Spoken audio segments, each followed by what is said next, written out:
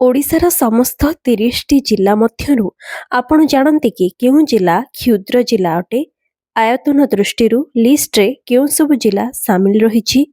एसबु जिला आर्थिक क्षेत्र में उन्नति करथिले मध्य आकार दृष्टि अन्य जिला अपेक्षा छोट अटंती। तेणु चलंतु आज से विषय रे जानिबा। मु आज डिटेल रे गोटे लिस्ट कहिबी जेउथिरे एही सबु जिला सामिल अछंती। आज जानिबा ओडिशार टॉप 10 क्षुद्रतम जिलार नाम। आउ आपण मते कमेंट सेक्शन ने जणांतु आपणक जिलार नाम। तो नंबर 10 रे अछि बौद्ध जिला। बौद्ध जिला ओडिशार मध्य भागरे अवस्थित। महानदी एही जिला मध्यरु प्रवाहित होईछि जहा कृषि को सहयोग करे। एठारे बहु पुरातन मंदिर और बौद्ध संस्कृतिर चिन्ह मिले। हीराकुद डैम रो प्रभाव एठारे देखा जाय थाए। धान चाष एठार मुख्य जीविका अटे। तेबे एही जिलार समुदाय क्षेत्रफल हेउछि 3098 वर्ग किलोमीटर। नंबर 9 रे अछि पुरी जिला। पुरी जिला समुद्र तटीय अंचल रे अवस्थित एवं विश्व प्रसिद्ध श्री जगन्नाथ मंदिर पई परिचित। रथयात्रा एठार सबुठु बड़ पर्व। पर्यटन एठार अर्थनीतिर मुख्य आधार। चिलिका ह्रदर किछि अंश पुरी जिले रे पड़े। यह ओडिशार नवम क्षुद्रतम जिला अटे। आउ एही जिलार समुदाय क्षेत्रफल हेउछि 3051 वर्ग किलोमीटर। नंबर 8 रे अछि जाजपुर जिला।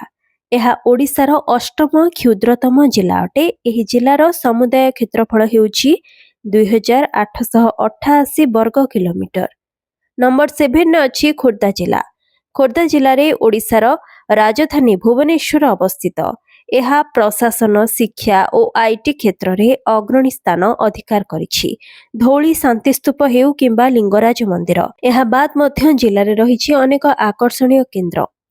यह हेउछि ओडिशार सप्तम क्षुद्रतम जिला। आउ एही जिलार समुदाय क्षेत्रफल हेउछि 2813 वर्ग किलोमीटर। नंबर 6 रे अछि केन्द्रापड़ा जिला। केन्द्रापड़ा जिला प्राकृतिक सौंदर्य रे परिपूर्ण। भितरकनिका जातीय उद्यान एहिठारे अवस्थित। कृषि और माछ धरा एठार मुख्य पेशा अटे। एही जिलार समुदाय क्षेत्रफल हेउछि 2644 वर्ग किलोमीटर। नंबर 5 रे अछि भद्रक जिला। यह ओडिशार पंचम क्षुद्रतम जिला अटे। भद्रक जिला व्यवसाय और कृषि रे अग्रणी। धामरा बंदर एठार अर्थनीति को शक्तिशाली करिछि। एठारे धान और नड़िया चाष अधिक मात्रा रे हुए। एही जिलार समुदाय क्षेत्रफल हेउछि 2505 वर्ग किलोमीटर। यहाँ पर नंबर 4 रे रही देवगढ़ जिला। यह हेउछि आम ओडिशार चतुर्थ क्षुद्रतम जिला। देवगढ़ जिला प्राकृतिक परिवेश जेपरिक जंगल एवं पहाड़िया अंचल पई बेस परिचित। प्रधानतः कृषि और वनभोज उपरे यह निर्भर करे। प्रकृति प्रेमी पई यह एक उत्तम स्थान अटे। एही जिलार समुदाय क्षेत्रफल हेउछि 2478 वर्ग किलोमीटर।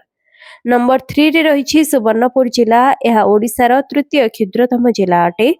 सुवर्णपुर महानदी और तेल नदीर संगम स्थल पई प्रसिद्ध। एठार हस्ततंत साड़ी जहाकु सोनपुरी पाट कहा जाए यह सबुठी बहुत प्रसिद्ध। कृषि और सांस्कृतिक ऐतिह्य एठार परिचय अटे। एही जिलार समुदाय क्षेत्रफल हेउछि 2337 वर्ग किलोमीटर। नंबर 2 रे अछि झारसुगुड़ा जिला।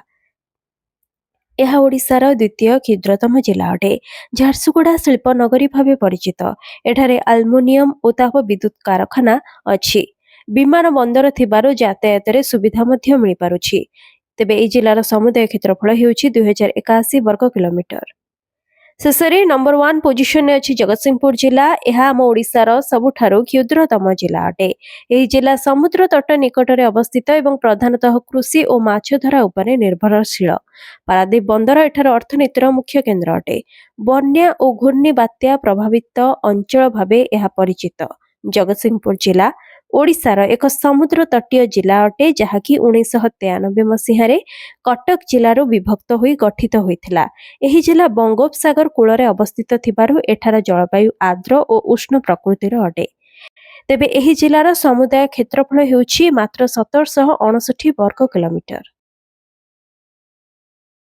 तेबे यह थिला ओडिशार टॉप 10 क्षुद्रतम जिलार लिस्ट। तो आपण केउ जिलारू मोर एही वीडियोटी देखुछंती मते कमेंट सेक्शन ने जणांतु। आजर एही वीडियोटी जदि आपनको भलो लागिछि याकु लाइक करंतु, खूब मात्रा रे शेयर करंतु इनफॉरमेशनटी आपनको किभଳି लागला मते कमेंट माध्यमरे निज फीडबैक निहाती जणांतु। मो चैनल रे जदि आपण एभଳି अनेक इन्फॉर्मेटिव वीडियो देखिबाकू चाहुछंती ताहाले आज ही मो चैनल को सब्सक्राइब करि दियंतु।